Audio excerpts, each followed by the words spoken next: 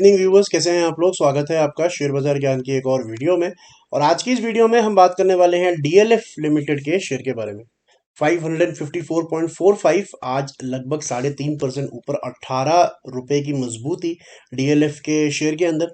और ये जो तेजी आई है, ये आई है रिजल्ट्स के बाद में। तो पहले तो हम रिजल्ट्स को देखेंगे कि रिजल्ट्स में क्या कुछ खास है, क्यों मार्केट भागा है, डीएलएफ का स्टॉक भागा है आफ्टर सीइंग द रिजल्ट्स। और आने वाले समय के अंदर में किन लेवल्स का आपको अब ध्यान रखना चाहिए, वैल्यूएशंस कैसी हैं, इन सब चीज़ों के बारे में हम बात करेंगे। तो अगर आप लोग चैनल पे नए हो तो चैनल को प्लीज़ आप सब्सक्राइब कीजिए, ताकि रोज़ आने वाली जो वीडियोस हैं वो आपको लगातार मिलती रहें। तो सबसे पहले बात करेंगे रिजल्ट्स की।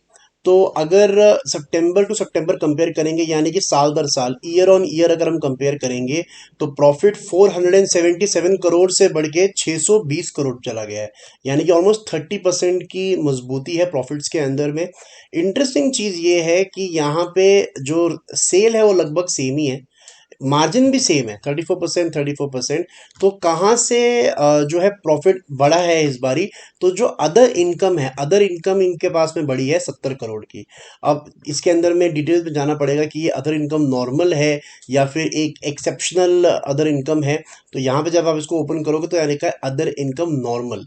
नॉर्मल यानी कि ये जो पहले इन्होंने कुछ बेचा होगा या फिर कहीं इन्वेस्टमेंट किया होगा तो उसका इनको पैसा मिला है।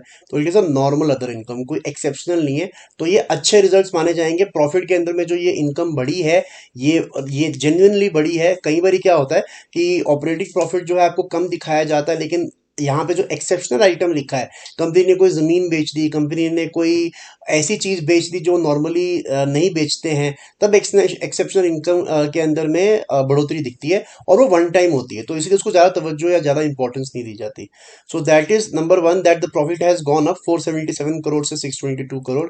क्यू ऑन क्यू अगर क्वार्टर ऑन क्वार्टर देखोगे तो सेल थोड़ी कम हुई है इस क्वार्टर में, लेकिन प्रॉफिट जो है वो बढ़ा है, as I said, because of other income.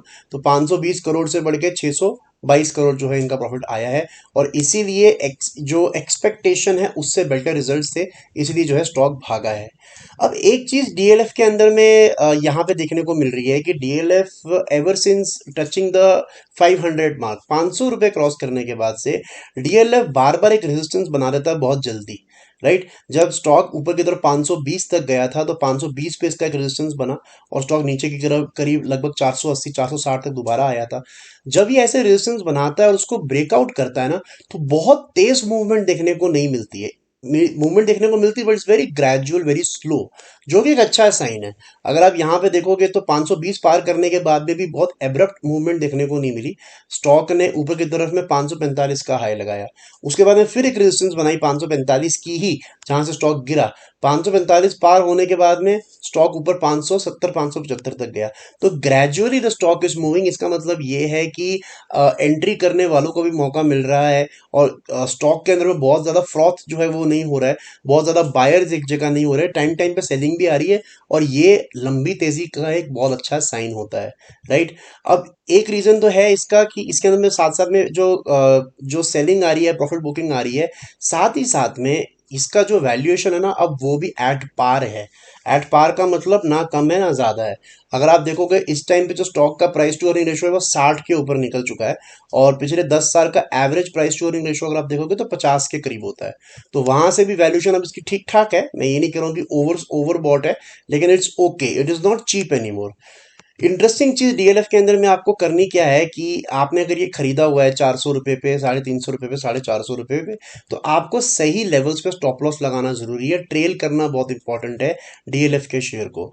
अगर इस टाइम की बात मैं करूं तो मेरे हिसाब से एक बहुत ही इंपॉर्टेंट लेवल है डीएलएफ का 513 रुपए का। अगर 513 के नीचे क्लोजिंग देता है तभी आपको इसमें से निकलना है, वरना ये रैली लंबी चल सकती है। ये आपको 700 750 रुपए तक भी शेयर जाता हुआ नजर आ सकता है। 513 से पहले मुझे लगता है ये रुक जाएगा, अगर कोई गिरावट इसके अंदर में आई भी। फिलहाल तो कोई भी सिग्नल नहीं है गिरावट का। अगर आज देखोगे आप तो आज के सेशन में जो इसने क्लोजिंग दिया है वो 3% ऊपर 554, जो कि पिछले हफ्ते का हाई था 555, उसके बिल्कुल पास में है, राइट। और अगर ये इस हफ्ते 555 के ऊपर क्लोजिंग दे देगा तो ये और चलेगा। बट कमिंग बैक टू 513, 513 से पहले आई हैव अ फीलिंग कि एक बहुत ही स्ट्रॉन्ग सपोर्ट है इसका एट द लेवल्स ऑफ 520। 520 इसका 2009 का हाई है, जो इसने 14 साल बाद निकाला है। इतना लंबा ब्रेकआउट, जब इतना बड़ा ब्रेकआउट आता है तो वो आसानी से टूटता नहीं है। तो मेरे हिसाब से 513 की नौबत नहीं आएगी।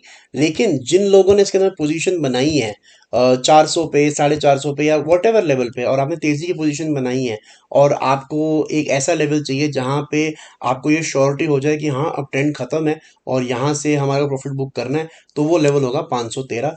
और लेट द स्टॉक फ्लो। अच्छा रिजल्ट आया और आने वाले समय के अंदर में भी इसके रिजल्ट अच्छे ही आने चाहिए, बिकॉज उसी तरफ जो है स्टॉक बढ़ रहा है, तो मार्केट इसके अंदर में पोटेंशियल देख रहा है। You just have to ride the tide. आपको ज़्यादा इसके अंदर में सोचना नहीं है ऊपर के लेवल्स का, खास तौर पे आई स्ट्रांगली बिलीव कि ये 700 750 रुपए के लेवल्स आपको दिखा सकता है। जहां तक बात बचेगी कि अगर 700 750 जाएगा तो प्राइस टू अर्निंग रेशो का क्या होगा, वो तो और बढ़ जाएगी। तो देखिए, प्राइस टू अर्निंग रेशो के अंदर में दो चीजें होती हैं, प्राइस और अर्निंग। तो अगर अर्निंग बढ़ेगी तो प्राइस टू अर्निंग रेशो कम हो जाएगा या उतना ही रहेगा। तो it all depends on the kind of results that the company is giving. और पिछले 1-2 साल के अंदर में काफी इंप्रूवमेंट रिजल्ट्स के अंदर देखने को मिली है, और इस क्वार्टर में भी आपने देख लिया कि रिजल्ट्स काफी अच्छे हैं। तो नीचे की तरफ 513 और ऊपर की तरफ में लेट द स्टॉक फ्लो। अच्छा स्टॉक है, आने वाले समय में अच्छे रिटर्न्स आपको डिलीवर करके दे सकता है। तो दोस्तों, ये तो मेरा आज का वीडियो डीएलएफ। आई होप आपको नंबर्स, लेवल्स और लॉजिक जो है वो समझ में आ गया। कोई सवाल है आपका तो आप कमेंट सेक्शन में डाल सकते हैं। मैं मिलूंगा आपसे अपनी अगली वीडियो में। तब तक आप अपना ख्याल रखें। All the best guys.